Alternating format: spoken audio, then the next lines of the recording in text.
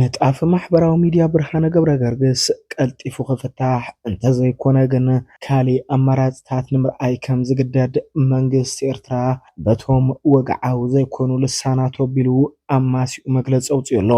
ሰላምን ጥዕናን ነናብ ዘለኹም ወብፃሕ ፍትዋት ተኸታተልቲ ምድላዋት ታርጌት ሚድያ ንሎሚ ብዛዕባ እቲ ብርሃነ ገብረገርግስ ኣብ ከተማ መቐለ ክፍለ ከተማ ዓይደር ኣብ ትሕቲ ቀይዲ ዝኣተወሉ ጉዳይን ምስ ጉዳይ ብዝተኣሳሰር ወገን ኤርትራ ዝወፅእ ዘሎ መግለፅን ካልኦት ጉዳያትን ንምርኣይ ክንፍትን ኢና ሓቢርኩምና ፅንሑ።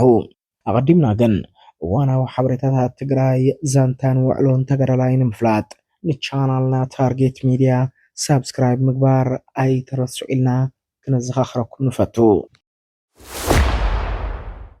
ኣብ ዝሓለፈ ቅድሚ 3 ሰሙን ኣቢሉ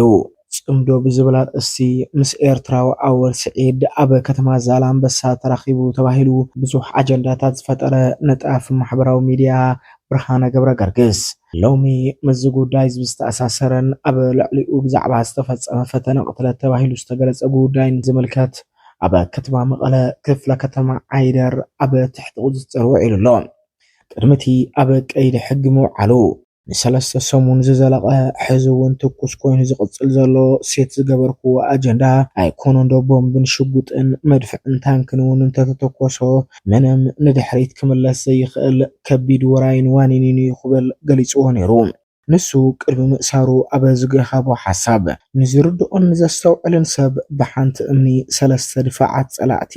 ሃደሽደሽ ኣቢለዮ ክብል ነቲ ጽምዶ ብዝብል ርእሲ ምስ ኣወል ስዒድ ዘካየዶ ቃለ መሕትት ብኣወንታ ዝገለጸ ኮይኑ ስለዚ ዝተፈጠረ ሓድሽ ነገር የለን፣ ሰብ ክመውት ይኽእል፣ እቲ ዝተጀመረን ገና ዘይተወድአን ወሳነ ናይ ሰላም ኢኒሽቲቭ ግን ካልእ መገድን መዋፅኦን ህዝብና ስለዝኾነ ከዕወት እዩ ክብል ድማ ገሊጹ ነይሩ። ድሕሪ ዝፅሑፉ ግን ኣብ ውሽጢ ሰዓት ዘይመልእ እዩ ኣብ ትሕቲ ቀይዲ ውዒሉ ኣብ ምርመራ ፖሊስ ከተማ መቐለ ክፍለ ከተማ ዓይደር ኣትዩ ዘሎ። ኣብ ዝሓለፈ ቅድሚ 3 ኣቢሉ ኣብ መቐለ ዝርከብ መንበር ገዝኡ ከቢድ ፈተነ ቅትለት ተኣናጊዱ ምዃኑ ዝግለጸሉ ዝጸንሐ እዚ ነጣፍ ማሕበራዊ ሚድያ ትማል ቢቢሲ ነዚ ፈተነ ቅትለት ዝምልከት ካብ ፖሊስ ኮሚሽን ብመሰረት ረኺበዮ ኢሉ ዝሃቦ ሓበሬታ ኣብ ልዕሊ መንበር ገዝኡ ናይ ኢድ ቦምብን 7 ጥይትን ከም ዝተተኮሱ እዩ ገሊጹ ነይሩ።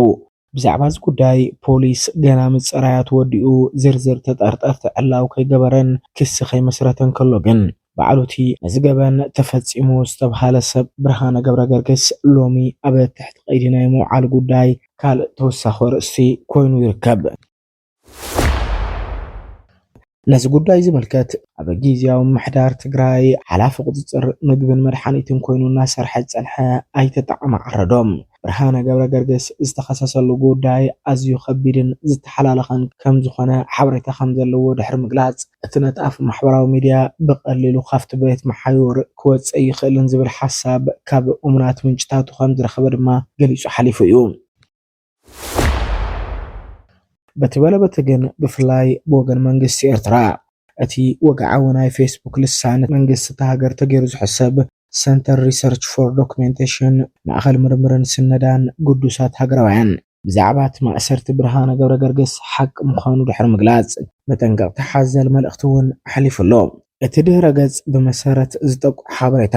እቲ ኣብ ትግራይ ዝካየድ ዘሎ ቃልሲ እንዳጠንከረ ኣብ ዝኸደሉ ዘሎ እዋን ኣብ ውሽጢ ተለጢፉ ዘሎ ጽግዕተኛ ናይ ብልጽግና ሓይሊ ንኣክቲቪስት ብርሃነ ልፍዓተይ ኣብ ቀይዲ ኣእትይዎ ኣሎ ድማ ይብል። ኣብዚ ሰዓት ብርሃነ ኣብ ከተማ መቐለ ዓይደር ፖሊስ ጣብያ እዩ ዝርከብ ዝበለ እዚ ወግዓዊ ልሳን መንግስቲ ኤርትራ